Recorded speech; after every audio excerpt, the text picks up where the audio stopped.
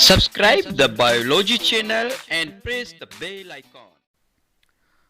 इस खूबसूरत से चेहरे को आप देख सकते हैं, ये प्रिटी जेटा है। इसके गालों पे जो डिम्पल्स नज़र आते हैं, इसी डिम्पल ऐसे ही डिम्पल आपको एंजाइम के अंदर नज़र आएंगे। ये जो डिम्पल हैं या ये जो ग्रूव है, ये जो खड्डा बन रहा है एंजाइम के अंदर, इसको हम कहते हैं एक्टिव साइट, जहाँ पे आके सबस्ट्रेट लगता है।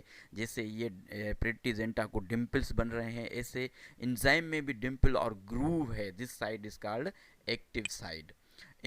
Each enzyme has a dimple or groove of a specific shape called active site into which substrate can fit. यहाँ पे जो है substrate fit हो सकता है। अब हम पढ़ रहे हैं 3.2.1 मोड ऑफ एक्टिवेशन, किस तरीके से एंजाइम अपना काम करता है, एक्टिवेट कैसे होता है। In order to explain the mode of action of the enzyme, Fisher in 1898 proposed a key and lock theory. Fischer ने एक थ्योरी पेश की थी जिसका नाम दिया था की एंड लॉक थ्योरी। उसके बाद इसको जो इम्प्रूव किया गया, Paul Fielder and D Woods ने इसको इम्प्रूव किया। इस थ्योरी के मुताबिक कि ख़ास किस्म के एंजाइम होते हैं ख़ास किस्म के सबस्ट्रेट के लिए।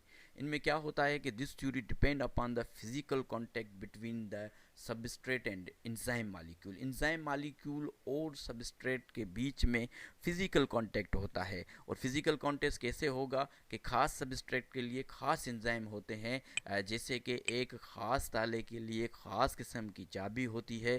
तभी इसी एंजाइम की थ्योरी को नाम दिया गया की एंड लॉक थ्योरी। किस्म के एंजाइम ख़ास किस्म के जो सबस्ट्रेट हैं उनके लिए ही होते हैं, और जो एंजाइम होंगे उनके लिए ये, और जो सबस्ट्रेट होंगे उनके लिए ये काम नहीं करेंगे। आप देखें कि इसके लिए जो ये शेप बना हुआ है, तो इस सबस्ट्रेट के लिए ये फिट है, ये ही इसमें फिट हो सकता है और कोई इसमें सबस्ट्रेट नहीं फिट हो सकता, इसलिए इसको कहा गया। ये एक फिजिकल कांटेक्ट है ना सबस्ट्रेट और एंजाइम के बीच में। देखें ख़ास किस्म के लिए ख़ास किस्म की चाबी होती है, ये ताला तभी खुलेगा जब इसकी अपनी की इसमें फ़िट होगी।